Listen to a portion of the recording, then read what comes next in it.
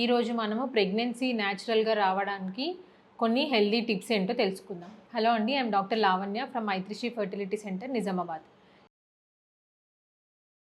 First వచ్చేసి healthy lifestyle habits, healthy food habits. నార్మల్గా మీరు తీసుకునే డైట్ అనేది హెల్దీగా ఉందా లేదా చూసుకోండి.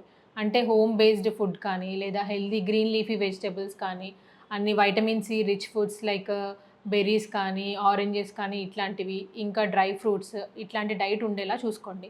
అలాగే బయట నుంచి ఆయిలీ ఫుడ్స్ కానీ, ఫ్రైడ్ ఫుడ్స్ కానీ, జంక్ ఫుడ్స్ కానీ ఇట్లాంటివి అవాయిడ్ చేయండి. ఇది ఫస్ట్ టిప్. తర్వాత సెకండ్ టిప్ వచ్చేసి హెల్దీ బాడీ వెయిట్ ఉన్నారా లేదా చూసుకోండి. నార్మల్ బిఎంఐ వచ్చేసి 18-25. దీనికంటే ఎక్కువగా ఉంటే దాన్ని ఓవర్ వెయిట్ అని అంటారు. సో ఇలా ఏమన్నా ఎక్కువగా వెయిట్ ఉంటే వెయిట్ లూజ్ అవ్వడానికి కాన్సన్ట్రేట్ చేయండి. That is the second tip. And third tip వచ్చేసి ఎక్సర్సైజెస్. సో ఎక్సర్సైజెస్ ఎందుకు అని అంటే, అలాగే మనం బాడీ అనేది యాక్టివ్గా ఉండడానికి, అలాగే వెయిట్ లూజ్ అవ్వడానికి కూడా హెల్ప్ చేస్తుంది. వెయిట్ అనేది సడన్గా ఒకటేసారి కాకుండా అట్లీస్ట్ ఒక గ్రాడ్యువల్గా weight loss minimum 10% of your body weight అనేది చేసుకోవాల్సి ఉంటుంది. అది కూడా ఒక 3 months టైంలో గ్రాడ్యువల్గా వెయిట్ లూజ్ అవ్వాల్సి ఉంటుంది. ఎక్సర్సైజ్లా అంటే యోగా కానీ, కార్డియో కానీ అట్లీస్ట్ వీక్లో ఒక 3 days అన్నా అట్లా ఉండేలాగా ప్లాన్ చేసుకోండి. ఫోర్త్ టిప్ వచ్చేసరికి no smoking or alcohol.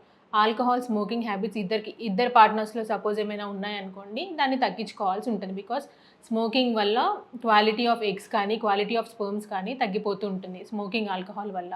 So try to avoid smoking and alcohol. And next tip వచ్చేసరికి రెగ్యులర్ సైకిల్స్ అనేది ఉందా లేదా ఫస్ట్ చూసుకోండి.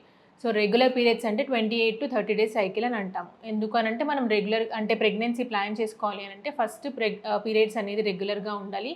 అలాగే ఓవ్యులేషన్ అనేది టైంకి అవుతుందా లేదా అనేది మనము తెలుసుకోవాల్సి ఉంటుంది. సో రెగ్యులర్ పీరియడ్స్ ఉన్నప్పుడే మనం ఏ టైంలో ప్రెగ్నెన్సీ ప్లాన్ చేసుకోవచ్చో క్లియర్గా అర్థమవుతుంది. So your cycle should be regular. And last tip వచ్చేసి ఫర్టైల్ పీరియడ్లో నార్మల్గా వైఫ్ అండ్ హస్బెండ్ కలవాల్సిన పీరియడ్ వచ్చేసి ఫర్టైల్ పీరియడ్ అని అంటాం. సో ఇప్పుడు సపోజ్ 28 to 30 days సైకిల్ ఉందని అనుకోండి.